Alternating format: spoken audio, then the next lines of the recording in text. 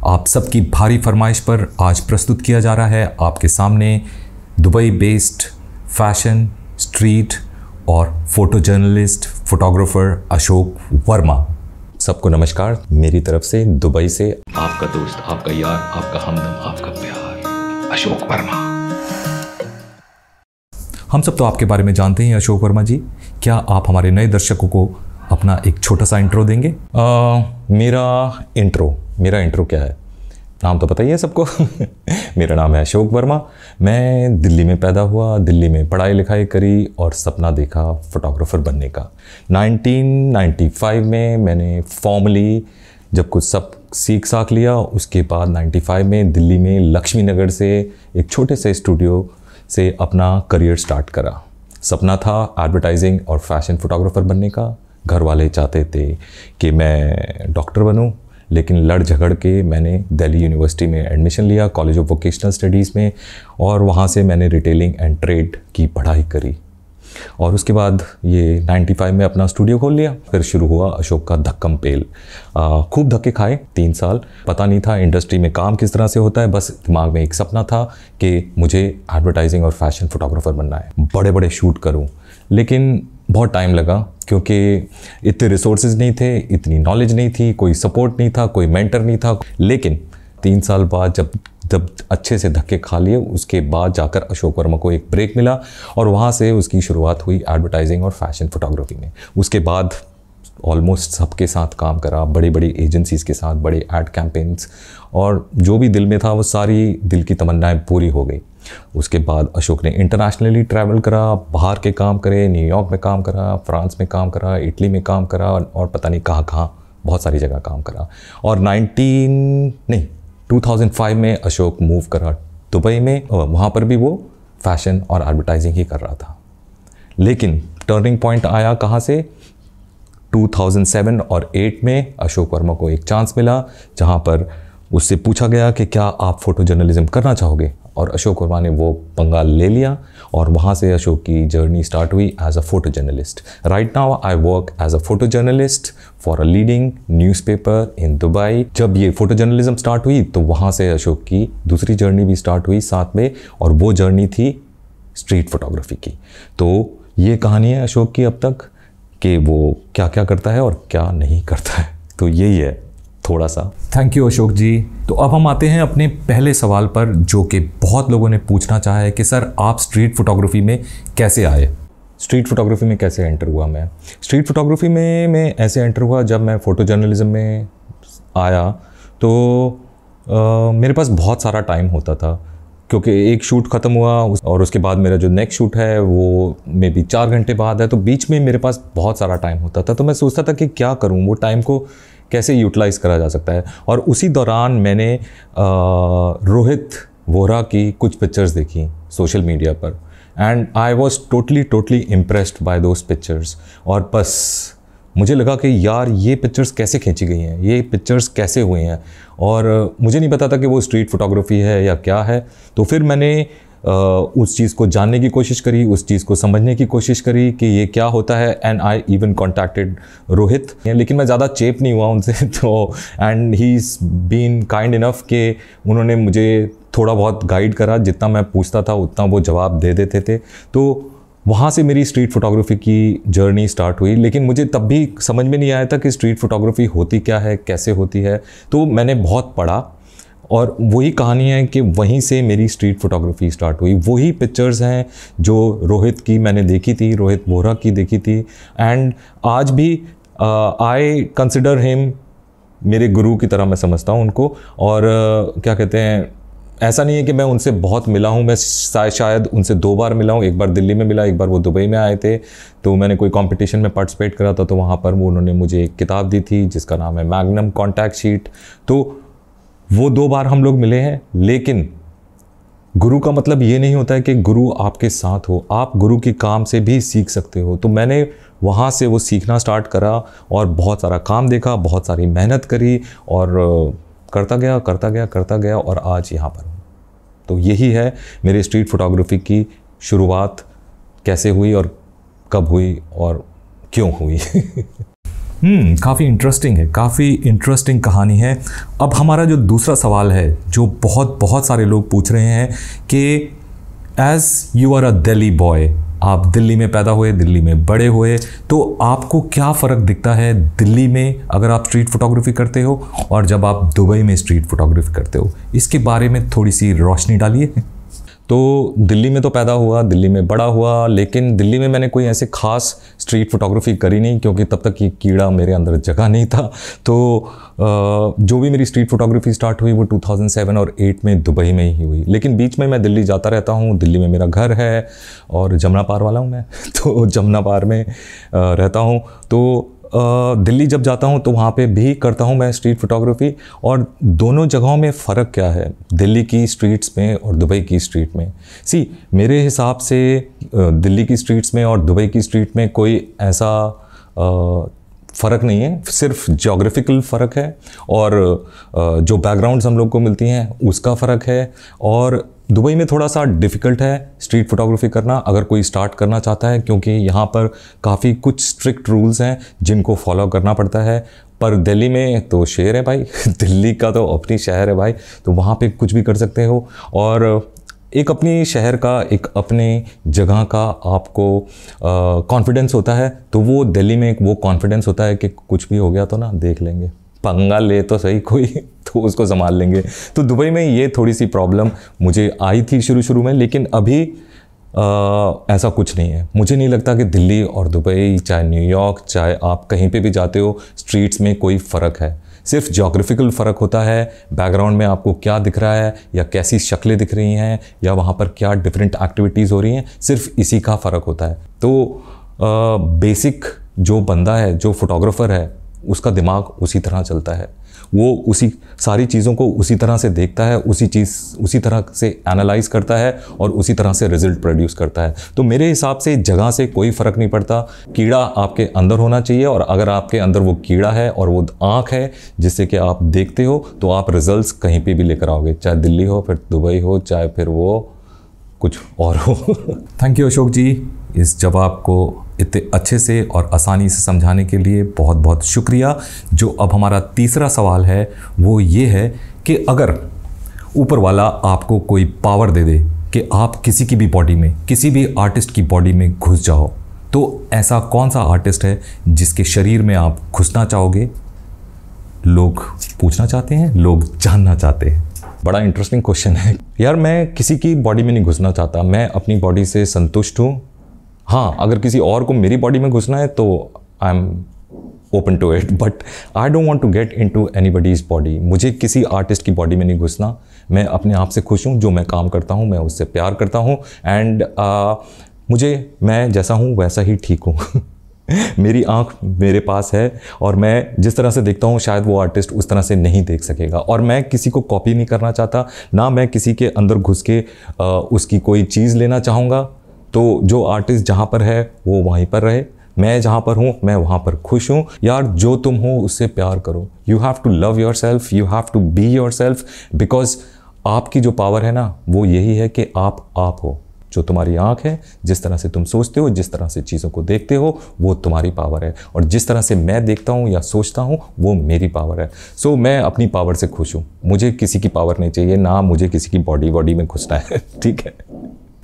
मेरा अगला सवाल जो है वो ये है कि सर, आप जब स्ट्रीट फोटोग्राफी करते हो तो आपकी क्या रूटीन होती है? आप कैसे स्टार्ट करते हो स्ट्रीट फोटोग्राफी करना?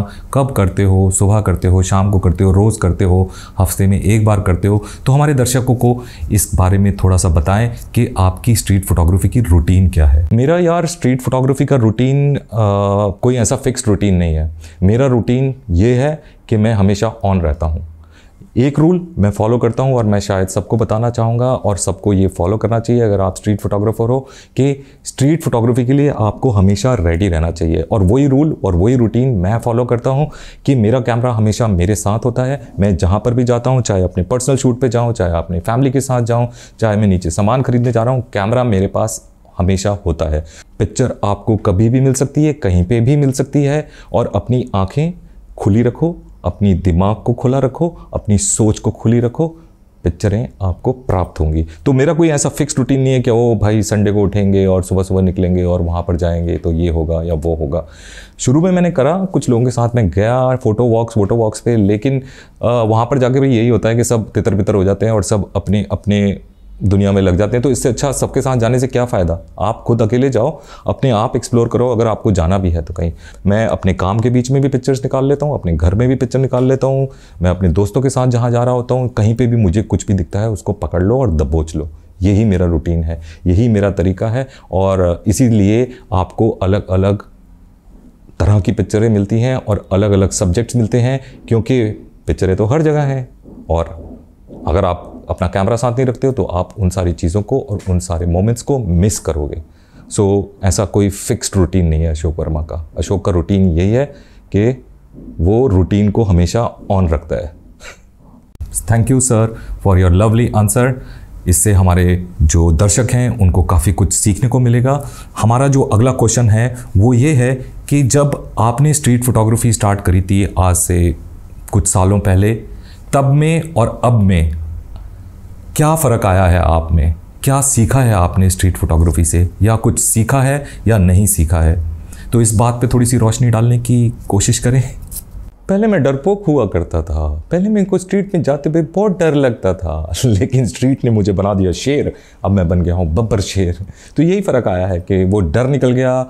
स्ट्रीट फोटोग्राफी ने मुझको बहुत चेंज करा है, मेरे सोचने के तरीके को, मेरे परसेप्शन को और कैमरा को यूज़ करने का तरीका, वो सब कुछ बदल के रख दिया है। क्योंकि स्ट्रीट फोटोग्राफी से पहले मैं करता था फैशन फोटोग्राफी, जहाँ पर मुझे वाइड एंगल से लगता था डर, और कैंडिड पिक्चर्स तो लेते ही नहीं थे हम लोगों को लेना है सब कुछ कंट्रोल्ड, सारी चीज़ें कंट्रोल्ड होनी चाहिए। लेकिन स्ट्रीट फोटोग्राफी ने मुझे सिखाया कि आप कैंडिड पिक्चर्स में से कैसे मोमेंट्स को निकाल सकते हो, कैसे आप देखते हो, कैसे लाइट को अंडरस्टैंड करते हो, और कैसे आप उन चीज़ों में से भी पिक्चर्स निकाल सकते हो जो चीज़ें आपके हाथ में नहीं हैं। मैंने कभी फिक्स लेंस यूज़ नहीं करा था।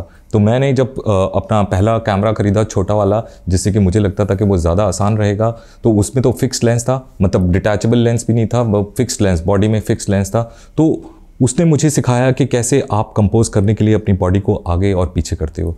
मैंने सीखा कि हिप फोटोग्राफी क्या होती है, या वेस्ट लेवल से फोटोग्राफी किस तरह से करते हैं। आज के डेट में मैं 99% अपनी पिक्चरें बिना व्यू फाइंडर में देखे हुए लेता हूँ और ना डिस्प्ले स्क्रीन पे देखता हूँ। मुझे पता है कि मैं कौन सा लेंस यूज़ कर रहा हूँ, उसका एंगल ऑफ व्यू क्या है और मुझे पिक्चर्स कैसे मिलेगी। तो सोच बदली, दिमाग बदला, पिक्चरों को हैंडल करने का तरीका बदला। और मैंने अपने आप को एक चैलेंज दिया था शुरू में, जब मैं स्ट्रीट फोटोग्राफी कर रहा था तो मुझे तो पता नहीं था भाई क्या होती है स्ट्रीट फोटोग्राफी, कैसे हाथ पैर मारते थे। तो तब मैंने बहुत कुछ पढ़ा, बहुत कुछ चीज़ें समझ में आई कि स्ट्रीट फोटोग्राफी होती क्या है, कौन कौन धुरंधर हैं इस खेल में। तो उन सब का काम देखा और अपने आप को उस तरह से इम्प्रूव करा। अपने आप को एक चैलेंज दिया कि मैं हर रोज़ एक पिक्चर ज़रूर निकालूंगा, चाहे कुछ भी हो जाए, एक पिक्चर मुझे निकालनी है। और ये सिलसिला चलता रहा करीबन 2 साल और उसने मुझे काफ़ी कुछ ट्रेन करा। तो इससे मैं काफ़ी कुछ अपने रूटीन को बना पाया, काफ़ी कुछ अपने आप में बदल पाया, जिससे कि एक फोकस्ड होके आप एक गोल की तरफ किस तरह से बढ़ते हो वो चीज़ सीख पाया। सब कुछ समझ में आ गया कि आप कैंडिड पिक्चर्स कैसे लेते हो, क्या रिदम होती है, क्या लेयर्स होते हैं। स्ट्रीट फोटोग्राफी से वाकई मुझे बहुत बहुत कुछ सीखने को मिला और ज़िंदगी बदल गई। शुक्रिया सर। सर अब हम आते हैं अपने सवाल नंबर 7 पर। स्ट्रीट फोटोग्राफी ने क्या आपको मदद करी है फ़ोटो जर्नलिज्म करने में, या फ़ोटो जर्नलिज्म में जो आप सीखते हो उससे आपको कुछ मदद मिलती है स्ट्रीट फोटोग्राफी करने में? क्योंकि लोग बहुत कंफ्यूज्ड हैं कि स्ट्रीट फोटोग्राफी और फ़ोटो जर्नलिज्म का रिश्ता क्या है। स्ट्रीट फोटोग्राफी का जो जन्म हुआ है वो फ़ोटो जर्नलिज्म से ही हुआ है। जितने भी स्ट्रीट फोटोग्राफर आज की डेट में हैं, जिनको हम स्ट्रीट फोटोग्राफी का भगवान मानते हैं या गुरु मानते हैं, वो सब 99% दे वर ऑल फोटो जर्नलिस्ट। तो स्ट्रीट फोटोग्राफी और photo journalism goes hand in hand, दोनों जुड़े हुए हैं, दोनों चिपके हुए हैं, बहुत बारीक सा फ़र्क है।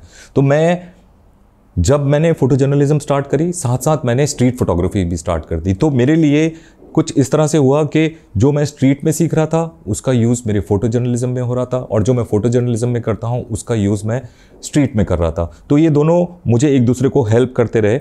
And but the thing is कि जब मैं अपने असाइनमेंट पे होता हूँ तो मैं स्ट्रीट फोटोग्राफर की तरह नहीं सोच सकता, और जब मैं स्ट्रीट फोटोग्राफी कर रहा हूँ तो मैं फोटो जर्नलिस्ट की तरह नहीं सोच सकता हूँ। कुछ एक बारीक सी लाइन है जो इन दोनों को अलग करती है, या पता नहीं ये मेरे दिमाग का कीड़ा है, लेकिन दोनों में कैंडिड पिक्चर्स होती हैं, दोनों में आपको स्पॉन्टेनियस होना पड़ता है, दोनों में आपके पास चीज़ें आपके हाथ में नहीं होती हैं, लेकिन फिर भी आपको एक कहानी बुननी पड़ती है, एक स्ट्रॉन्ग पिक्चर्स को निकालना होता है। और वही चीज़ मैंने सीखी स्ट्रीट फोटोग्राफी में, उसको मैं यूज़ कर लेता हूँ अपने फ़ोटो जर्नलिज्म में, और फोटो जर्नलिज्म में जो कुछ मैं सीखता हूँ या जो कुछ देखता हूँ वो मैं स्ट्रीट में यूज़ करता हूँ। जैसे स्ट्रीट में मैंने सीखा कि मैं बिना देखे पिक्चर्स शूट करता हूँ, यानी कि मैं हिप से शूट करता हूँ या ऐसे हाथ रख के शूट करता हूँ, या मैं इधर देख रहा हूँ और मैं इधर से पिक्चर खींच लेता हूँ। ये चीज़ मेरे लिए बहुत यूज़ आई है। कई बार हम लोग ऐसे असाइनमेंट्स पे होते हैं जहाँ पर हमको अलाउड नहीं होता है, और हम वहाँ पर फुद्दू बन के जाते हैं और हम ऐसे प्रिटेंड करते हैं हम तो फोटोग्राफर है ही नहीं, हम तो टूरिस्ट हैं। तो फिर वहाँ पर वो जो हमें एक्टिंग करनी पड़ती है ना स्ट्रीट में, ताकि कोई हमें नोटिस ना करे, ताकि हम कैंडिड पिक्चर्स ले पाएँ, वो चीज़ मेरे फ़ोटो जर्नलिज्म में यूज़ हो जाती है। और बहुत बार ऐसा होता है कि आप कैसे कुछ इवेंट्स में हैं जहाँ पे बहुत बड़े कोई सेलिब्रिटी आ रहा है या कुछ है, लेकिन आपको पिक्चर चाहिए, तो वहाँ पर आप कैमरा अपनी आँख पे लगा के नहीं खींच सकते हो। तो स्ट्रीट फोटोग्राफी में मैं जिस तरह से पिक्चर करता हूँ तो मैं बिना देखे भी पिक्चर्स खींच लेता हूँ, एंड आई एम 99.99% श्योर कि मुझे वो पिक्चर मिलेगी। तो स्ट्रीट फोटोग्राफी में जो इतनी मेहनत करी वो मेरी इसमें काम आ जाती है, इसमें जो काम करता हूँ वो स्ट्रीट फोटोग्राफी में यूज़ हो जाता है। तो दोनों दोस्त हैं, दोनों जुड़े हुए हैं, दोनों गोज़ हैंड इन हैंड मेरे हिसाब से। और अब हम बढ़ते हैं हमारे आखिरी सवाल पर कि sir what is your ultimate goal in photography, मतलब आप क्या करना चाहते हो, कहाँ पहुँचना चाहते हो, कहाँ पर देखते हो अपने आप को?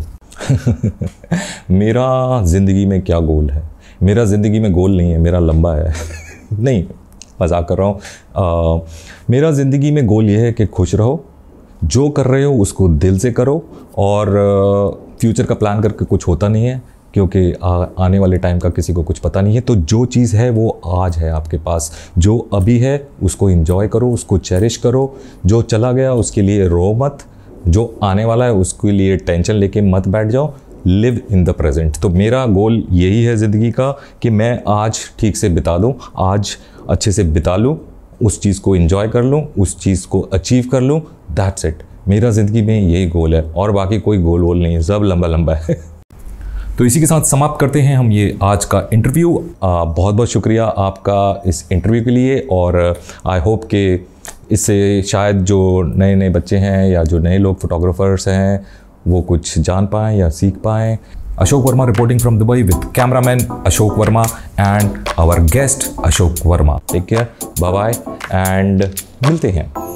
चाहो, take care, bye bye and चाहो। जाओ भाई। Bye bye.